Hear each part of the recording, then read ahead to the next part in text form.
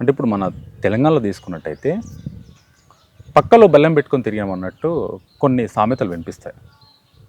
చంకలో పిల్లిని పెట్టుకొని ఊరంతా వెతికినట్టు, లేకుంటే బల్లెం పక్కలో పెట్టుకొని ఊరంతా పడుకున్నట్టు అంటారు.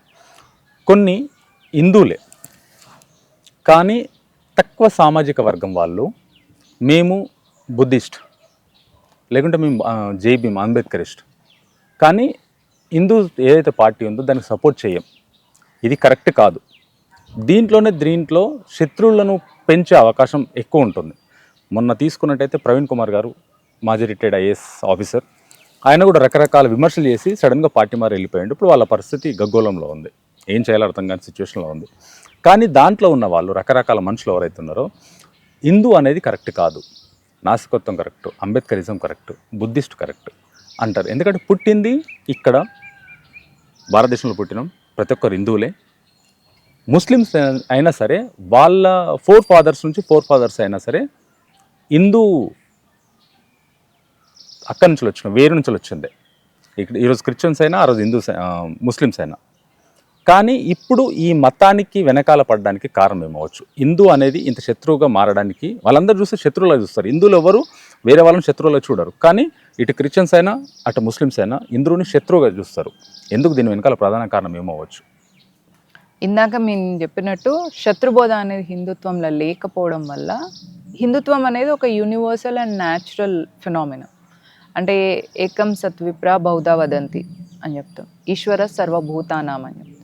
దాన్ని బట్టి ఒక ముస్లింని మనము నాన్ హిందూ అని అనుకోం. ముస్లిం అని ఒక ట్యాగ్ ఉంది అంతే. ఇప్పుడు మీ పేరు, మీకు ఒక పేరు ఉంటుంది, నాకు పేరు ఉంటుంది, ఒక వ్యక్తికి ఒక పేరు ఉన్నట్టు ఒక వ్యక్తి ఒక ముస్లిం క్రిస్టియన్ అని పెట్టుకున్న తర్వాత మనం ఏంటిది అన్నప్పుడు మనం అప్పుడు హిందూ అని పెట్టుకోవాల్సి వచ్చింది. యాక్చువల్లీ మనం సనాతన ధర్మ వారసులు. సనాతన ధర్మం అంటే ప్రకృతి ఆరాధన చేసేది, ప్రకృతితోని సమానంగా నడిచేది, ప్రకృతికి అనుగుణంగా మన సిద్ధాంతంగా ఉండేది కాబట్టి సనాతన ధర్మం. దీనిలో శత్రుబోధ ఉండదు. ఎందుకంటే అన్నిట్లో ఈశ్వరుడు ఉన్న తర్వాత, ఇప్పుడు ఒక ముస్లిం లోపల ఉన్నది కూడా ఈశ్వరుడే అనే సిద్ధాంతంగా ఉన్న తర్వాత మనం ద్వేషించేది ఏమి ఉండదు, దేన్ని ద్వేషించేది ఉండదు. దేన్నైనా ద్వేషిస్తున్నామంటే మనల్ని మనం ద్వేషించుకున్నట్టే, లేదా భగవంతుణ్ణి ద్వేషించుకున్నట్టే. ఇది హిందుత్వ కోర్ ఫిలాసఫీ. కాబట్టి మనకు శత్రుబోధ ఉండదు. కాబట్టి మనము ఎదుటివాడు మనని శత్రువుగా గ్రహిస్తున్నాడు, చూస్తున్నాడు అనే విషయాన్ని అర్థం చేసుకోవడానికి మనకు టైం పడుతుంది. ఒకటి. ఇందులో మీరు ఐపీఎస్ వారి గురించి మాట్లాడిండ్రు, ప్రవీణ్ కుమార్ గారు. ఒక ఎట్లాంటి వ్యక్తిని మనం ఫాలో అవుతున్నామో అన్న దాన్ని బట్టి మన ఫ్యూచర్ ఉంటుంది. మనము ఒక కన్ఫ్యూజ్డ్ వ్యక్తి, ఇప్పుడు ప్రవీణ్ కుమార్ గారు లాంటి వాళ్ళు ఒక కన్ఫ్యూజ్డ్ వ్యక్తి. ఆయన ఎలక్షన్కి ముందు ఏమన్నాడు? స్వారోస్ సిద్ధాంతంతో ఉన్న ప్రవీణ్ కుమార్ గారు ఎంత కన్ఫ్యూజ్డ్ సోలో నేను మీకు ఎక్స్ప్లెయిన్ చేస్తాను. చెప్పండి ప్లీజ్. ఎలక్షన్కి ముందు రాముణ్ణి నమ్మం, కృష్ణుడిని నమ్మం, హిందూ దేవీ దేవతలను మేము ఒప్పుకోము అని ప్రమాణం తీసుకున్నారు కదా. అదంతా వైరల్ అయింది కదా సోషల్ మీడియాలో. తర్వాత ఎలక్షన్ టైం వచ్చేసరికి ఓట్ల కోసం, సోకాల్డ్ ఆయన వెంటబడే ఆ దళిత ఓట్ల కోసమే ఆయన మళ్ళీ కూడా దేవాలయాల చుట్టూ తిరిగింది. రాముడి ఆలయం తిరిగింది, శివాలయం తిరిగిండు, అభిషేకాలు చేసిండు, ఈవెన్ నెత్తి మీద బోనం పెట్టుకొని కూడా తిరిగిండు. దీన్ని బట్టి ఏంటిది? Double standard, hypocrisy, confused ideology అనేది మనకు క్లియర్గా అర్థమవుతుంది. కాబట్టి అట్లాంటి వ్యక్తిని ఫాలో అయిన స్వైరోస్ ఫాలోవర్స్ అందరూ కూడా ఇప్పుడు ఆయనలానే కన్ఫ్యూజ్డ్గా మిగిలిపోతారు, అటు ఇటు కానీ జీవితాల్లో అయిపోతాయి. రెండు, బుద్ధిజం మీరు అడిగారు. ఇంకో విషయం, బుద్ధిజం గురించి మీరు అన్నారు. బుద్ధిజం అనేది వేరే కాదండి, హిందుత్వంలో భాగమే. జైనిజం కానీ, సిక్కిజం కానీ, బుద్ధిజం కానీ ఇవన్నీ హిందుత్వం నుంచి వచ్చిన అంశాలే. ఒక చెట్టు నుంచి వేరే వేరే కాండాలు ఎట్లయితే ఉంటాయో అట్లనే ఇవి కూడా. వీటిలో మీరు సిద్ధాంతం ఎక్కడ చూసినా కూడా సేమ్ ఉంటుంది. బౌద్ధులు తారామాతని ఆరాధిస్తారు. తారామాత అంటే సరస్వతి అమ్మవారి తాంత్రిక రూపం. దశమహావిద్యల్లో ఒక విద్య తారా ఉపాసన. ఆ తారా ఉపాసన బౌద్ధంలో ఉన్నంత గట్టిగా ఇంకెక్కడ లేదు. మరి దాన్ని బట్టి తెలిసింది ఏంది? వాళ్ళు అమ్మవారి ఉపాసకులు అన్నట్టే కదా. నెక్స్ట్ వాళ్ళు పూర్వజన్మ గురించి, మళ్ళీ వచ్చే జన్మ గురించి మాట్లాడతారు. అందుకే బౌద్ధ దలైలామా కూడా ఆయన పూర్వజన్మలు ఎవరు అనేది చెప్తుంటారు కదా, భారతదేశం వస్తుంటారు. వాళ్ళ లోపల ఉన్న సంతులలో ఎవరైతే భారతదేశంలో మళ్ళీ పుట్టినరో వాళ్ళని కలవడానికి వాళ్ళు వస్తారు. ఎందుకంటే వాళ్ళు కూడా పునర్జన్మను నమ్ముతారు. పునర్జన్మను నమ్మే సిద్ధాంతం హిందుత్వంది. ఇస్లాంలో, క్రిస్టియానిటీలో పునర్జన్మ అనేది ఉండదు. అయితే ఇక్కడ జై భీమ్, జై మీమ్, మిషనరీ ఇవన్నీ ఏం చేస్తున్నాయంటే దళితులని హిందుత్వానికి దూరం చేయడానికి ట్రై చేస్తున్నారు.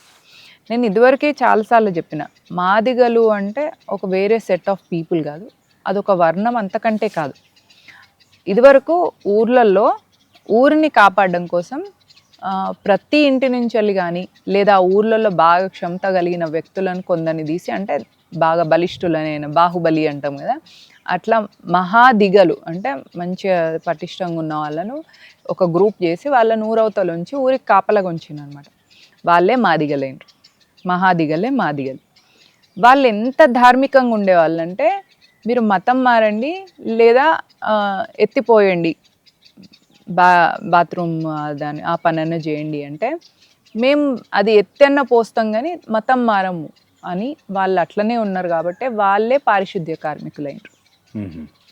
ఇప్పుడు బ్రిటిష్ వచ్చి వాళ్ళని బ్రెయిన్ వాష్ చేసడం వల్ల వాళ్ళు ఆ ట్రాప్లో పడిపోయి, వీళ్ళు మమ్మల్ని దూరం పెట్టిండ్రు, వీళ్ళు మమ్మల్ని అవాయిడ్ చేసిండ్రు, వీళ్ళు మమ్మల్ని ఈ చెత్త ఎత్తి పోసే కార్మికులుగా, పారిశుద్ధ్య కార్మికులుగా మమ్మల్ని చేసిండ్రు అని విక్టిమైజేషన్కి పోయినరు అనమాట.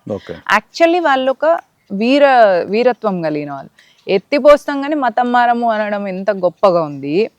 మీరందరిని ఒక వ్యక్తుల్ని తీసుకెళ్ళి మీరు ఇది ఎత్తిపోయాలి, ఇది మీ కర్తవ్యం అని చెప్పేసి మిమ్మల్ని ఇట్లా చేసిండ్రు అనేది ఎంత తక్కువగా ఉంది. బ్రిటిష్ ఇట్లా వక్రీకరించింది అనమాట. ఆ ట్రాప్లో పడిపోయి ఒక సెట్ ఆఫ్ పీపుల్ అందరూ కూడా ఇప్పుడు హిందువులు మమ్మల్ని ద్వేషిస్తున్నారు అని బ్రాహ్మణుల పట్ల ద్వేషాన్ని పెంచుకొని ఈరోజు హిందుత్వానికి దూరం అవుతున్నారు. కానీ అట్లేం లేదు. హిందుత్వంలో క్లియర్గా అసలు మనం ముస్లిమ్స్, క్రిస్టియన్స్నే ఓన్ చేసుకుంటాం. అసలు మొత్తం మనుషులే సప్త ఋషులు, ప్రజాపతుల నుంచి వచ్చిన పిల్లలం మనం. కాబట్టి వాళ్ళ పేర్లే మనకు గోత్రనామాలు ఉంటాయి. అట్లాంటి సిద్ధాంతంతో ఉన్నాం మనము. ముస్లింలు, క్రిస్టియన్స్ని ఓన్ చేసుకునే మనము దళితుల్ని మనం ఎందుకు దూరం చేసుకుంటాం? అందుకే మోదీజీ చూడండి, ఎక్కడైనా కూడా దళితులకు విశిష్టమైన స్థానం కల్పిస్తారు. మనం కాశీలో వాళ్ళకు కాళ్ళు గడగడం కానీ, అయోధ్య అప్పుడు కూడా వాళ్ళ మీద పూల అభిషేకం చేయడం కానీ, ఇవన్నీ ఎందుకు చేస్తున్నాం? ఎందుకంటే అప్పుడు బ్రిటిష్ వచ్చి మన మీద ఇట్లాంటి రాంగ్ ట్రాప్ వేసి మిమ్మల్ని వలలో వేసుకున్నారు. మళ్ళీ ఘర్వాప్సి అవ్వండి, మళ్ళీ మనందరం ఒకటి, మనందరం ఆ సప్త ఋషులు, ప్రజాపతుల పిల్లలం, వచ్చేయండి అని చెప్పి వాళ్ళని కన్విన్స్ చేయడమే మన ఉద్దేశం. అందుకే ఎస్సీ ఎస్టీ రిజర్వేషన్ని కూడా ఎప్పుడు భారతీయ జనతా పార్టీ తీసేస్తానని అనదు. ఎందుకంటే వాళ్ళకి అన్యాయం జరిగింది. మేము చెత్త ఎత్తిపోస్తాం కానీ మతం మారము అన్నారంటే ఎంత గొప్ప స్థితిలో ఉన్నారు వాళ్ళు. మరి అట్లాంటి వాళ్ళని కాపాడుకోవాలి కదా మనము. అందుకనే ఎప్పుడు కూడా Bharatiya Janata party SC ST రిజర్వేషన్కి వ్యతిరేకంగా ఉండదు. ఇక మీరు అనే ఆ బుద్ధిస్టు కానీ, నాస్తికులు కానీ, నాస్తికత్వం కూడా చార్వాక్య సిద్ధాంతం ప్రకారంగా మన సనాతన ధర్మంలో ఉంది. మీరు ముస్లిమ్స్ ఎవరైనా నాస్తికత్వం గురించి మాట్లాడితే వాళ్ళ పట్ల ఫత్వా రిలీజ్ చేసేస్తారు. బైబిల్లో కూడా మీరు వర్సెస్లో చూస్తే నాస్తికత్వం గురించి మాట్లాడిన వాళ్ళను రాళ్లతో కొట్టి చంపేయండి అని ఉంటుంది. కానీ మన దగ్గర చార్వాక్ సిద్ధాంతం అది ఒక సిద్ధాంతం అని దాన్ని నేర్చుకుంటాం కూడా మనం. కాబట్టి నాస్తికుల్ని మనం ద్వేషించేది లేదు, అదొక సిద్ధాంతం. కానీ ఆ నాస్తికత్వం ముసుగులో ఉండి హిందూ ద్వేషాన్ని నేర్పిస్తున్నారు కదా, దీన్ని మనం ఎదుర్కోవాలి. ఇక మీరు అనే వాళ్ళంతా ఫేక్ అంబేద్కరిస్టులు, ఫేక్ బుద్ధిజము, ఫేక్ నాస్తికులు. వీళ్ళ గోతిక మేకవన్య పులుల లెక్క వీళ్ళ లోపల హిందూ ద్వేషం ఉంటుంది, పేరుకి ఇవి అన్నమాట.